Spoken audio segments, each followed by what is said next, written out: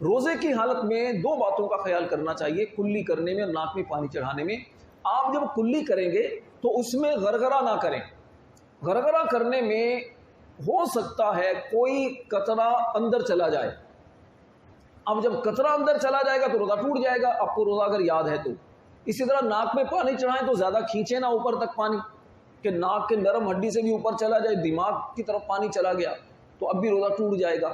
ٹھیک ہے، یہ دو کام نہ کریں، غرغرہ نہ کریں اور زیادہ پانی اوپر نہ چڑھائیں۔ باقی نارمل جس طرح کلی کرتے ہیں، ناک میں پانی چڑھاتے ہیں وہ کریں اور پھر غسل کریں، کوئی مسئلہ نہیں۔ روزے کی حالت میں ایک غلط فہمی وہ یہ پائی جاتی ہے کہ مسواک نہیں کرنی چاہیے۔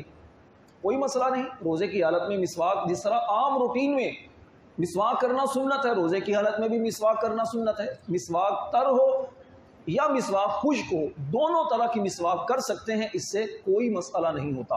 اس میں بس ایک بات کا خیال رکھنا چاہیے کہ مسواک کے جو ذرات ہوتے ہیں، ریشے ہوتے ہیں، وہ ریشے ٹوٹ کر اندر نہ چلے جائیں۔ زکوٰۃ کا نصاب کتنا ہے یہ توجہ سے سنیے گا۔ نصاب زکوٰۃ کا مطلب یہ ہے کہ زکوٰۃ کے مال کی وہ مخصوص مقدار جس کے مالک ہونے پر زکوٰۃ لازم ہوتی ہے، اسے نصاب زکوٰۃ کہا جاتا ہے، اور اس کے مالک کو صاحب نصاب یا مالک نصاب یا غنی مالدار وغیرہ شریعت میں کہا جاتا ہے۔ اب یہ کتنا ہے؟ سونا جو حدیث میں بیان کیا گیا وہ 20 دینار، جس کا آج کل کے اعتبار سے اگر وزن کریں تو یہ بنتا ہے 7.5 تولہ سونا، اور گرام کے حساب سے 87.48 گرام، یعنی 87.48 گرام سونا اگر آپ کے پاس ہے تو آپ پر زکوٰۃ لازم ہوگی۔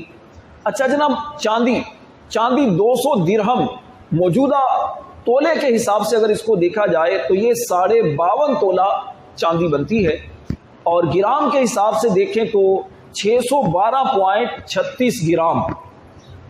یہ اگر آپ کے پاس اتنے وزن کی چاندی ہے، یعنی 52.5 تولہ کی ہی یہ گرام کے حساب سے مقدار ہے۔ نقدی اور کرنسی ان کا اپنا کوئی نصاب وغیرہ نہیں ہوتا، اگر یہ چاندی کے نصاب تک پہنچ جائے، یعنی چاندی کی 52.5 تولہ چاندی کی رقم جتنی بنتی ہے، اگر اتنی رقم آپ کے پاس موجود ہے تو آپ پر زکوٰۃ لازم ہو جائے گی۔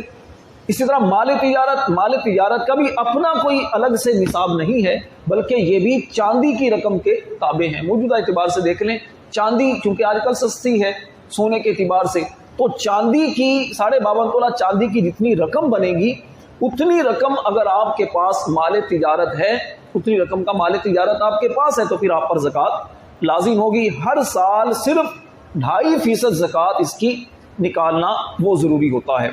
کچھ رشتہ دار وہ ہیں کہ جو شرعی فقیر ہونے کے، چاہے شرعی فقیر ہوں تب بھی ان کو آپ زکوٰۃ نہیں دے سکتے۔ یہ کئی لوگوں کی طرف سے سوال پوچھا جاتا ہے، جی ہم کیا شوہر کہتا ہے جی بیوی کو زکوٰۃ دی جا سکتی ہے۔ ایک شخص نے مجھ سے پوچھا کہ امام صاحب کیا میں اپنے بیٹے کو زکوٰۃ دے سکتا ہوں؟ کتنے لوگ ایسے پوچھتے ہیں، کسی نے کہا جی میں اپنے بیوی سے زکوٰۃ لے سکتا ہوں، یعنی شوہر پوچھتا ہے کیا بیوی سے زکوٰۃ لے سکتا ہوں؟ بیوی میری مالدار ہے، میں شریف فقیر ہوں۔ تو میں نے کہا اللہ کے بندے رہتے تو اکٹھے ہو، باپ بیٹا دونوں آئے میرے پاس، اور باپ پوچھا امام صاحب کیا میں اپنے بیٹے کو زکوٰۃ دے سکتا ہوں؟ تو میں نے کہا اللہ کے بندے بیٹے کو زکوٰۃ ہی دینی ہے، صاف پیسہ دے دو۔ تو اس طرح کون کون سے ایسے رشتہ دار ہیں یہ توجہ سے سنیے۔ دیکھیے، ایک تو ہاشمی سے مراد سادات، نبی پاک علیہ السلام کی آل، ان کو زکوٰۃ نہیں دی جا سکتی، کیونکہ زکوٰۃ یہ مال کا میل ہوتا ہے، اور سادات کرام یہ پاکیزہ لوگ ہوتے ہیں، تو ان کو میل نہیں دی جائے گی، ان کو صاف ستھرا خدمت میں پیش کیا جائے گا۔ اگر یہ گفٹ کے طور پر قبول کریں ہمارے لیے سعادت ہے۔ دوسرے نمبر پر غیر مسلم کو زکوٰۃ نہیں دی جا سکتی، مسلمان کو زکوٰۃ دی جا سکتی ہے۔ کل ہی کسی نے مجھ سے پوچھا تھا کہ جی زکوٰۃ کا جو راشن ہے کیا ہم کسی غیر مسلم کو ہیلپ کے طور پر دے سکتے ہیں؟ تو میں نے ان سے بھی یہی عرض کیا تھا کہ زکوٰۃ کا آپ پیسہ نہیں دے سکتے، ہاں ویسے ہیلپ کرنا چاہیں تو ویسے آپ پیسوں سے ہیلپ کریں، مدد کریں، اور کرنی بھی چاہیے انسانیت کے طور پر، اس میں کوئی مذائقہ نہیں۔ شوہر کو زکوٰۃ بیوی نہیں دے سکتی، بیوی کو شوہر زکوٰۃ نہیں دے سکتا۔ اسی طرح جو بندہ غنی ہے، مالک نصاب ہے، تو اس کی نابالغ اولاد